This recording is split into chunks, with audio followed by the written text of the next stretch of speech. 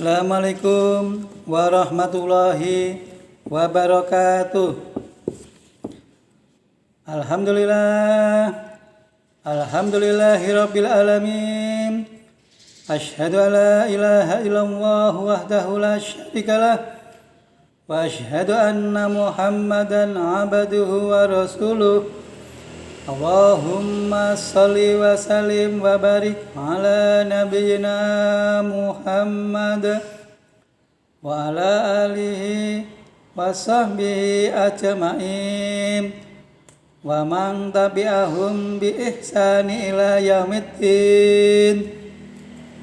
Ya ibadallah, usikum wa nafsi bi taqwallah, faqad fazal muttaqun. Qala Allahu ta'ala, ya ayyuhalladzina amanu taqullaha haqqa tuqatih wa la tamutunna illa wa antum muslimun. Amma ba'du.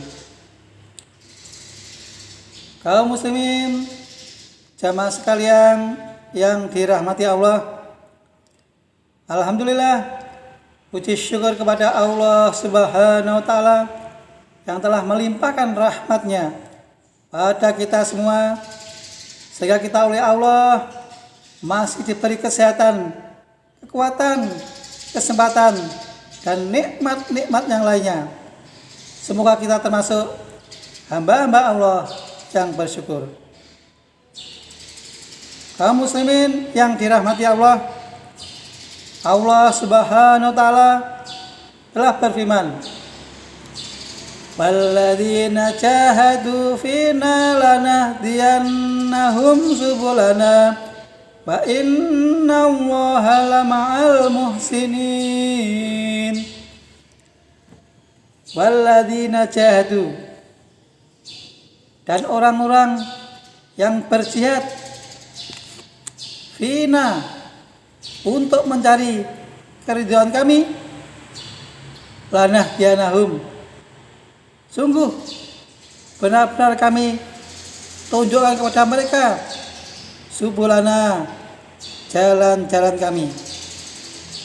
Wa innallaha, dan sesungguhnya Allah lama'al, selalu beserta, selalu bersama al-muslimin, orang-orang yang berbuat baik.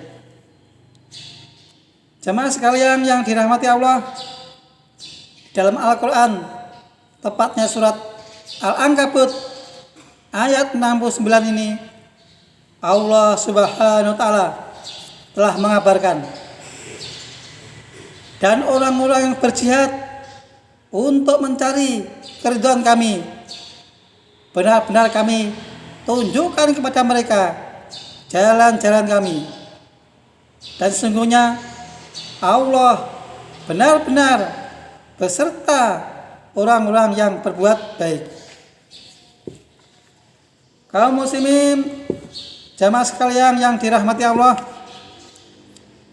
ayat ini tidak sebatas dengan urusan memerangi orang-orang kafir saja, tapi ia mencakup makna jihad secara umum, mengerahkan segenap kemampuan untuk sebuah kebaikan dan ketaatan dalam agama Allah Subhanahu wa Ta'ala semata, demi meraih ridha Allah juga.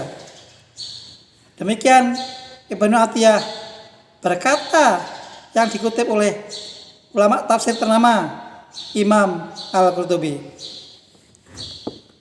Lebih jauh, Abdullah bin Abbas menambahkan, ayat ini turun berkaitan dengan orang-orang yang senantiasa beramal dengan apa yang mereka ketahui.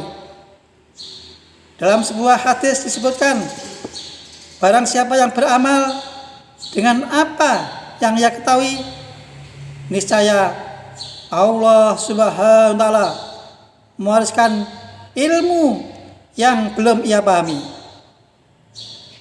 Hadis riwayat Anas bin Malik. Kemudian Imam Abu Sulaiman Ad-Darani berkata, hendaknya kalian bermujahadah, bersungguh-sungguh pada apa yang kalian ketahui. Niscaya Allah Subhanahu wa taala mencurahkan ilmu dan hidayahnya pada apa-apa yang kalian belum ketahui.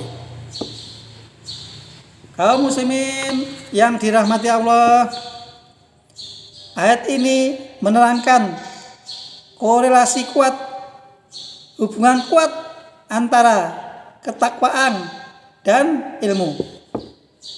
Ketika seorang muslim merasa susah memperoleh ilmu, hendaknya ia lalu menakar diri, introspeksi diri.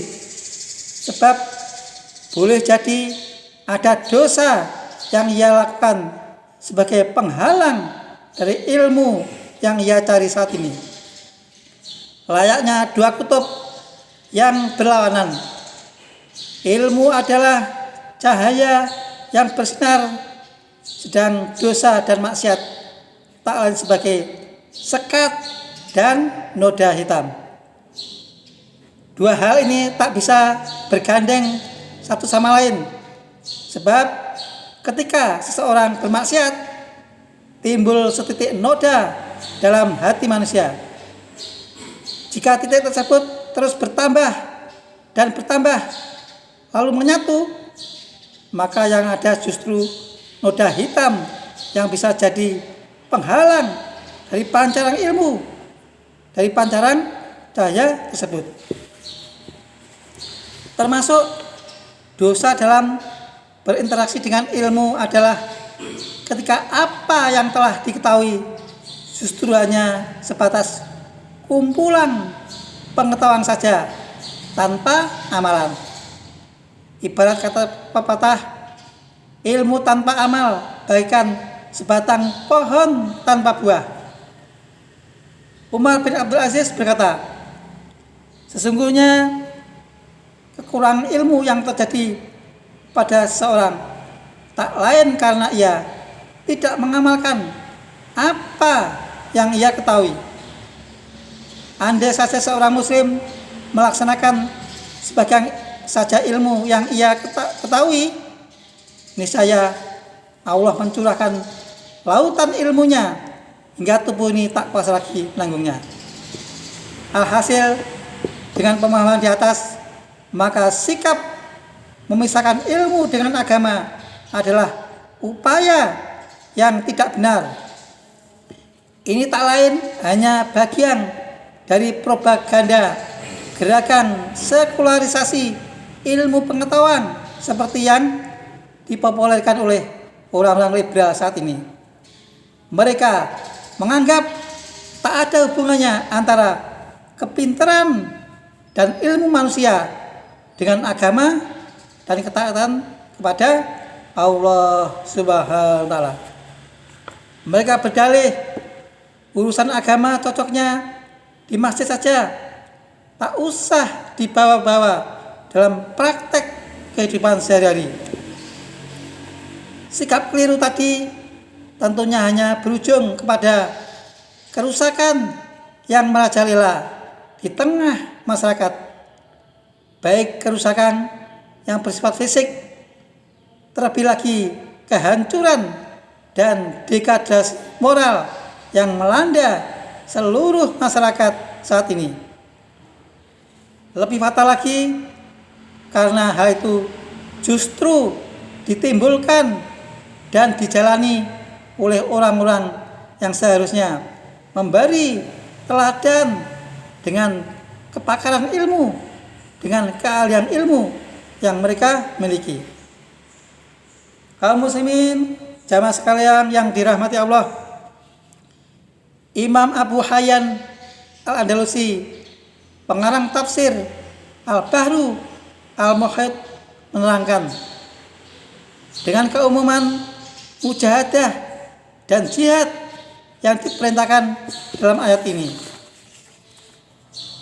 Allah Subhanahu wa taala menyediakan ragam macam-macam bentuk hidayah yang dijanjikan tersebut.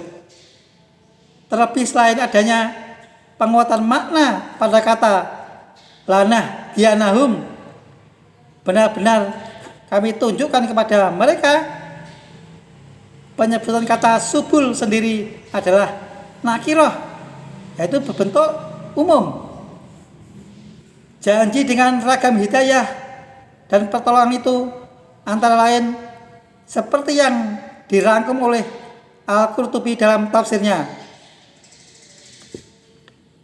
Imam Sahal bin Abdullah berkata, orang-orang yang berjuang menegakkan sunnah, niscaya Allah Subhanahu wa Ta'ala memudahkan mereka jalan menuju surga.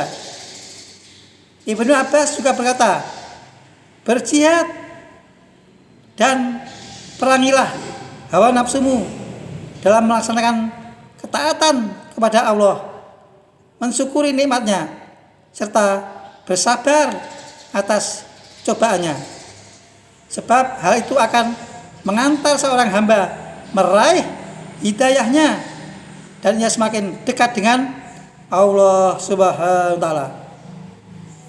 Kaum muslimin yang dirahmati Allah, seorang tabi'in At-Tahaq mengomentari pula, barang siapa yang berjihad dalam urusan hijrah dan ketaatan, maka Allah Subhanahu wa Ta'ala menjamin ketetapan iman dalam dirinya. Perumpamaan sunnah di dunia layaknya surga di kampung akhirat. Siapa saja yang memasuki surga, maka ia selamat. Sebagaimana seorang muslim yang senantiasa bermujahadah, bersungguh-sungguh menegakkan sunnah Nabi dalam kehidupannya, maka ia juga termasuk orang-orang yang selamat dalam kehidupannya. Al-Hasan bin Fadl berkata, ayat ini mengandung takdim dan takhir dalam korelasi hubungan hidayah dan mujahadah kesungguh-sungguhan. Seorang muslim yang bermujahadah, bersungguh-sungguh, niscaya mendapatkan jalan hidayah. Mujahadah adalah instrumen yang dipersyaratkan oleh Allah Subhanahu wa Ta'ala dalam meraih hidayahnya. Sebagaimana hanya hamba yang diberi hidayah yang mampu bertarung dalam menegakkan kebaikan dan kalimat tauhid di muka bumi ini. Kaum muslimin yang dirahmati Allah, di penghujung ayat ini sekali lagi Allah Subhanahu wa Ta'ala memberi garansi tauhid, penguatan makna kepada orang-orang yang senantiasa berupaya, berusaha menebar kebaikan, menebar amal soleh, yakni dia niscaya bersama dan mencintai mereka. Allah niscaya bersama dan mencintai mereka, orang yang selalu berbuat kebaikan. Kebaikan apa saja, kebaikan apapun tak pernah sia-sia di hadapan Allah selama ia memenuhi syarat diterimanya sebuah amalan.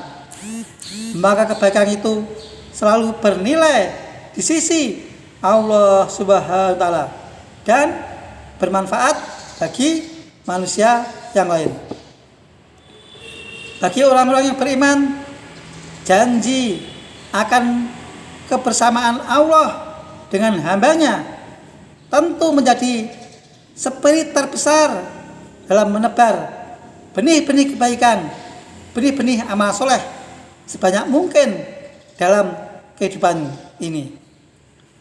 Hal ini mengandung makna yang sangat luas dan dalam. Hidayah dan ridho Allah menjadi sesuatu yang sangat gampang, mudah ketika Allah Subhanahu wa Ta'ala cinta kepada para hamba-hambanya. Bantuan Allah bahkan menjadi hal yang tidak lagi berjarak dengan hambanya. Karena orang-orang yang mencintai kebaikan itu memang berhak mendapatkan pertolongan dari Allah Subhanahu wa taala. Kaum muslimin yang dirahmati Allah, dalam syariat Islam level ihsan menempati peringkat tertinggi di atas Islam dan iman. Hal ini tergambar dari hadis Rasulullah Muhammad SAW yang bertutur tentang urutan serta pengertian Islam, iman, dan ihsan ketika ditanya oleh malaikat Jibril tentang definisi ihsan. Nabi Muhammad menjawab, kalian menyembah kepada Allah seakan-akan kalian melihatnya. Kalaupun kalian tak mampu melihatnya, maka ketahuilah sesungguhnya Allah Maha melihat apa yang kalian kerjakan. Kaum muslimin yang dirahmati Allah, lebih jauh Ibnu Abi Hatim menceritakan perkataan Nabi Isa alaihissalam tatkala ditanya tentang pengertian ihsan itu. Nabi Isa menjawab, bukanlah perbuatan itu disebut ihsan jika kalian membalas kebaikan orang yang berbuat baik kepadamu. Tapi ihsan itu adalah ketika kalian mampu berbuat baik justru kepada orang-orang yang berbuat jahat kepadamu. Dimuat dalam tafsir Fathul Qadir oleh Imam Asy-Syaukani. Kaum muslimin jamaah sekalian yang dirahmati Allah, hendaknya seorang muslim tak perlu bertanya bagaimana bentuk dan cara Allah menurunkan hidayahnya, sebab hakikatnya pertolongan Allah, bantuan Allah begitu dekat dengan para hambanya. Tinggal bagaimana mereka meyakini hal tersebut lalu menjemput pertolongan dan hidayah dengan penuh sungguh-sungguh. Mudah-mudahan Allah Subhanahu wa taala melimpahkan rahmatnya pada kita semua sehingga kita dimasukkan ke dalam golongan hamba-hamba yang soleh, hamba-hamba yang bertakwa, hamba-hambanya yang senantiasa taat kepada Allah dan Rasulnya. Mudah-mudahan oleh Allah diberkahi hidup kita, diberkahi keluarga kita, diberkahi anak keturunan kita, diberkahi urusan kita, diberkahi ilmu kita, diberkahi pekerjaan kita. Mudah-mudahan kita oleh Allah dimasukkan ke dalam surganya Allah Subhanahu wa taala. Mari kita berikan doa. Subhanakallahumma wa bihamdik asyhadu alla ilaha illa anta astaghfiruka wa atubu ilaik. Assalamualaikum warahmatullahi wabarakatuh.